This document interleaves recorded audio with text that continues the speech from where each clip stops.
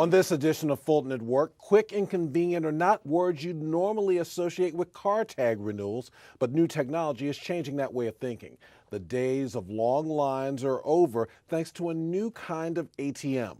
We're going to show you what we're talking about and how that idea came about. I'm Daryl Carver. All this and more is coming up on Fulton at Work. Please stay with us.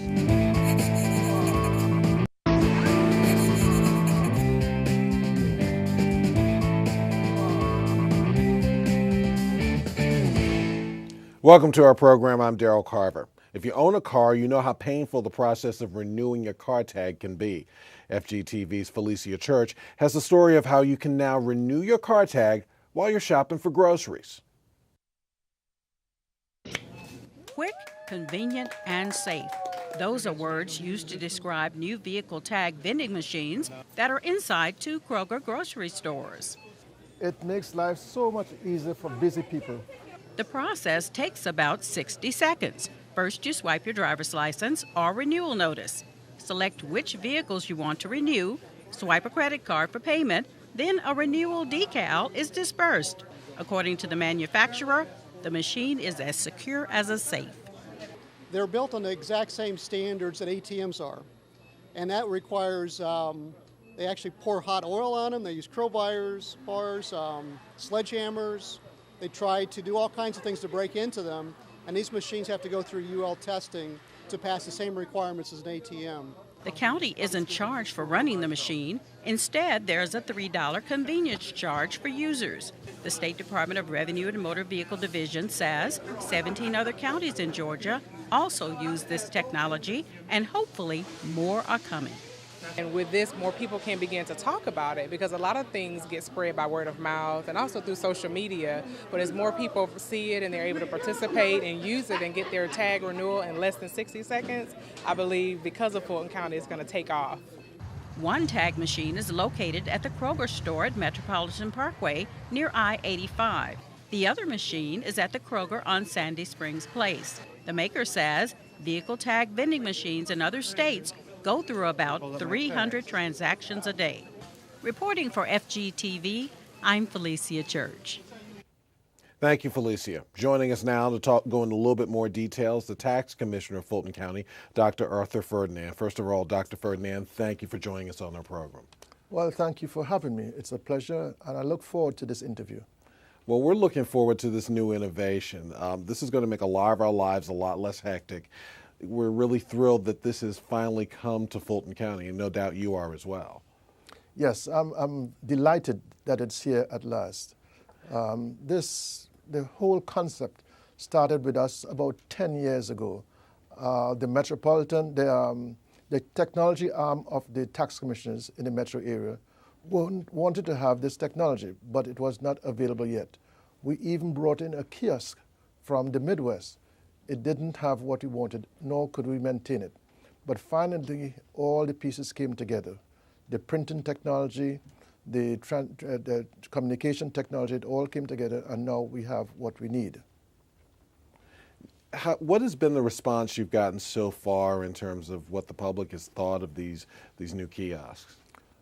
Well, as soon as it was known that we had this kiosk there, people started using it. Not only Fulton County residents, but anyone in the metropolitan area, the 17 counties that have signed up for this, any one of the residents of those counties can come to our kiosk and renew their tag. You don't have to be a Fulton County resident only. So people from, say, Gwinnett County who work in Fulton County, they can go to these kiosks and renew their tags also. The response has been very, very good. You go to the grocery to get your supplies, and you just stop and get your tag. Very, very convenient. Takes less than a minute. And it's just a very nice facility for people who are busy. Now, you just alluded to the fact that this process is a relatively quick one, taking just about a minute. Tell our viewers what they need to have to be able to renew their car tags so quickly. You go up to the machine. You swipe your driver's license. When you do that, all the vehicles that you own would be shown on the screen. You select which ones you want to renew, or all of them, and it will guide you through the process very, very quickly. If you don't have your driver's license and you have your pre-bill, you can scan that pre-bill, and all the tags associated with your name will come up. All the cars associated with your name would come up on the screen. And again, you can go through that process. If you forgot your pre-bill at home and your driver's license is inconvenient, you can put in your tag number, and that vehicle and all the others associated with your name would come up on the screen. So it's very convenient, even for forgetful people.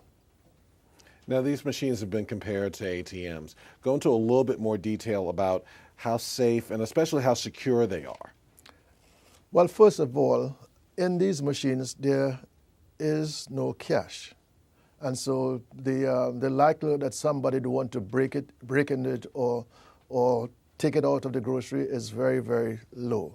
The decals inside there are not pre-printed, so they are blank. So they are of very little value. And so the probability of somebody tampering with the machine is very low. Besides, it's right inside the grocery itself, close to the red boxes and all those other conveniences that groceries tend to have. So I think it's very safe, much safer than ATMs, which has money in it. And the other nice thing about it is that if other shoppers in the grocery are to the side of you, they can see the screen in front of you. It's so modified that you have to look into directly to see what vehicles or information is displayed. So I think that's very safe also. Now, we heard earlier about a $3 convenience charge. How is that money eventually used? From what I understand from the company that owns these machines, that goes towards maintaining the machine and also the rental space on the floor in Kroger. You know, those spaces on the floor with all those convenience machines there are rented spaces, and so that helps to defray some of that cost. The $3 is a charge that covers all your vehicles. So if you own, for example, six vehicles that come up on your birthday, you can renew the tags for all those vehicles with that $3. And then there is a 2% credit card fee that's also added to that. That very low fee was negotiated by the state with all the credit card companies, whether it's American Express or Visa or MasterCard or Discover. That very low fee was negotiated by the states. So that makes it very, very convenient and effective for people who are on the go. Now, are there plans to make more of these machines available? And if that happens, will it just be in Kroger stores, or could it possibly be expanded to other stores as well? It could be. Right now, the contract negotiated by the company who owns the machine is with Kroger. They negotiated a contract with Kroger. There is consideration of putting one in the driver's license office near Turner Field up there, which is very busy. The problem with that one is that it closes at 7, and I would like these machines to be available 24 hours for the convenience of taxpayers. In the past, when we first considered it, the conventional wisdom was that we put these machines in offices, and I thought that was not the right place for it. So we held out until the company and the state thought it was also a good idea to get it out of the office and into convenient places where people shop and work and play. And Kroger is one of those places. Kroger is a very good partner, may I add. About almost 20 years now, when I first became tax commissioner, I went to Kroger, and they allowed me to open full-service offices inside their stores. There was one on Cascade, and there was one on Old Alabama, North and South. And we gave those up when competition started getting very stiff in those areas. But now Kroger has come back, and I consider them very good partners with governments, especially in Fulton County. I know certainly also the public expects a certain convenience level, and this is just, I guess, another way to help provide that. Yes, people are very busy. Time is important. And to some people, time is money. And to be able to go to a grocery store and walk out with the tags is a very, very nice asset for government to provide for its citizens. From tags to taxes. Up next, we're talking about property tax bills and how they too have been simplified by technology. Please stay with us.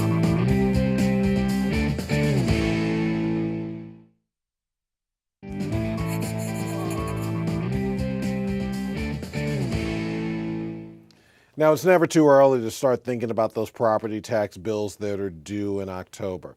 Dr. Arthur Ferdinand is back to talk to us about how technology is making that process just as smooth as the car tag vending machines. First of all, Dr. Ferdinand, for those who may be new to Fulton County, when are those property tax bills mailed out? Property tax bills are generally mailed out in July. Ideally, it should be July 1st, but we normally try to get it out before August. And when are those taxes normally due? A Fulton County resident has 60 days to pay the taxes, but the due date is generally October 15th. If you are a resident of the city of Atlanta, you have 45 days to pay. Their due date is usually August 15th. Depends on when the bills are mailed out eventually. But 45 days for a resident of City of Atlanta and 60 days for residents of Fulton County to pay those bills. Now, as opposed to previous years, is there anything new that people need to be aware of this year? The laws have not changed this year. But what's new is the ways you can pay those bills. We have e-billing now, so a resident of Fulton County could sign up to receive their bill electronically, e-billing, rather than get a sheet of paper with a bill in the mail. This would make it far, far more convenient and less likely that your bills could be misplaced when mailed. And so you can go to the Tax Commission's website and sign up. You click on the Tax Commission website, and you can sign up for e-billing. You can do it right now. And your bill you'd be notified when there is any new bill that's due for that property. Then you can follow the links, and you can pay directly using your credit card on the websites. So I guess in that respect, this is a lot like the motor vehicle kiosk, where there are these additional options to make it easier for those constituents to pay. That is correct. As the county grew over the years, we tried not to grow the size of our office, but use technology to offset that growth. And this is one aspect of it. It's far more convenient for people. We have a very mobile society now. People are traveling all over the world. They won't necessarily be at home when the bill comes, but they can still get notification and pay no matter where in the world they are using their credit card on the website. So this is far, far better than the normal way of receiving bills. And most companies are going that way. You have accounts and you can pay your account. And sometimes you can have the bank paid for you, but paying it directly is far, far more convenient than having a bank paid for you. And I know all this is about people now living much more hectic lives, and paying those property taxes, unfortunately, can be an easy thing to forget, but a simple text message can also help us remember.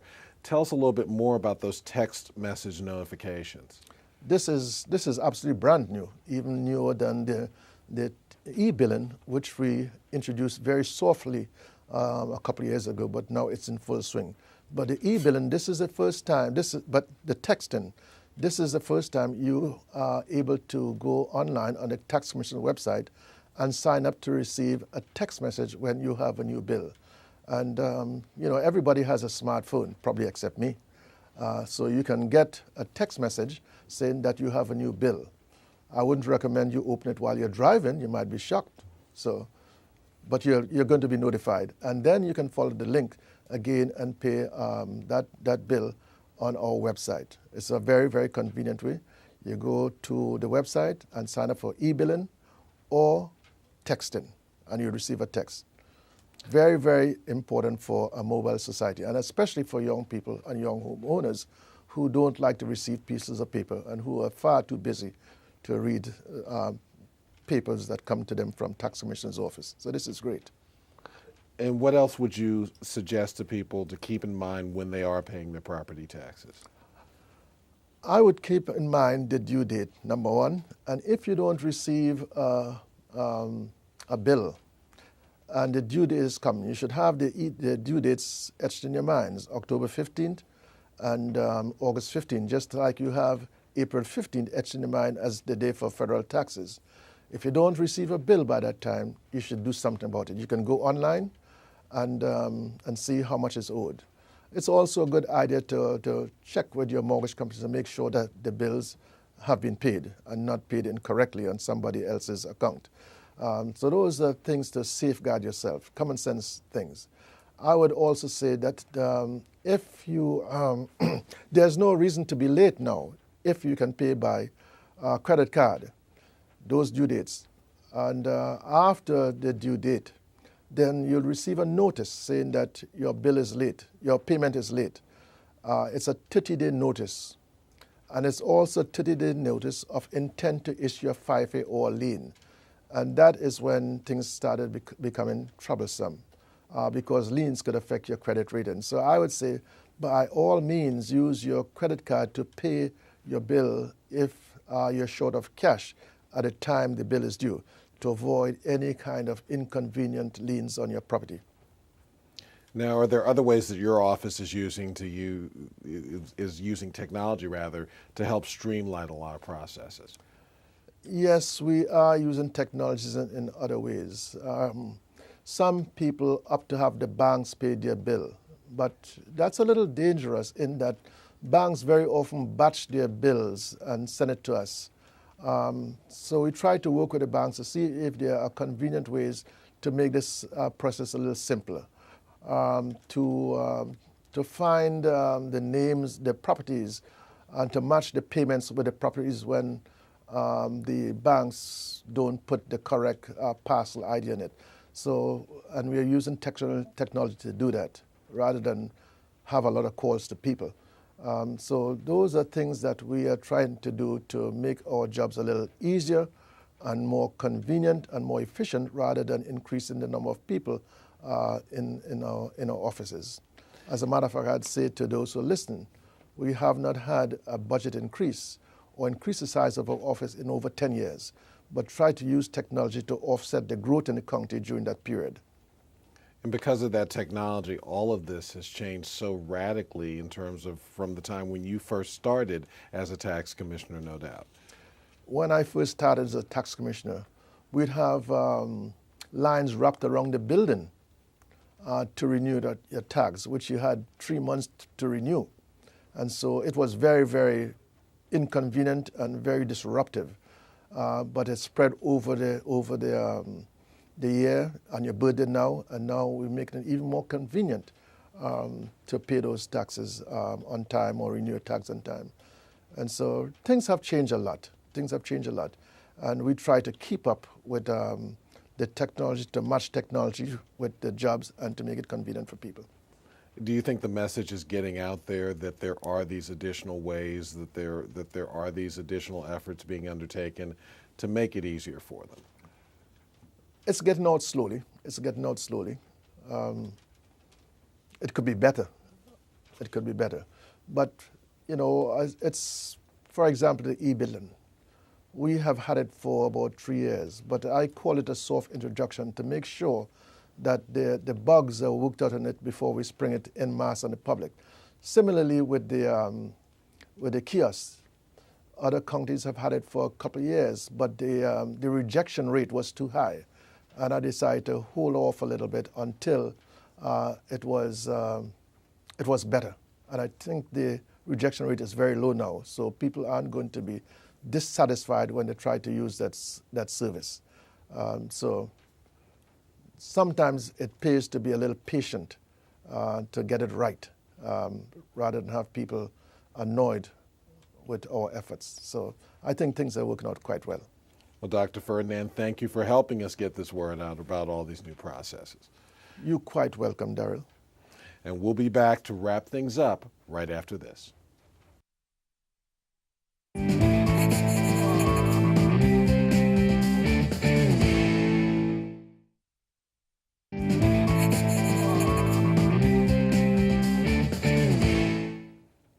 That's all of our time for today, and thank you for joining us for Fulton at Work, and a very special thanks to Dr. Arthur Ferdinand, our guest today.